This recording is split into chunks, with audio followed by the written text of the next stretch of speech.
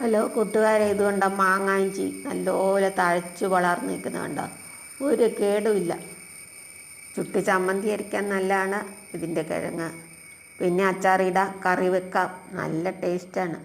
മാങ്ങയുടെ മണമാണ് ഈ മാങ്ങ ഇഞ്ചി എന്ന് പറയുന്നത്.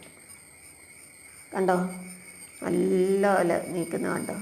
ഒരു കേടും ഉണ്ടാവില്ല മാങ്ങാഞ്ചിക്ക്.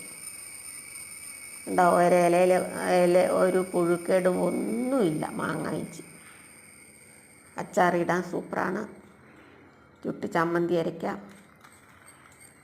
ഇത് പൊട്ടിക്കുമ്പോൾ, ഈ കിഴങ്ങ് പൊട്ടിക്കുമ്പോൾ തന്നെ മാങ്ങയുടെ നല്ല മണമാണ്. ഇതാണ് മാങ്ങായിഞ്ചി.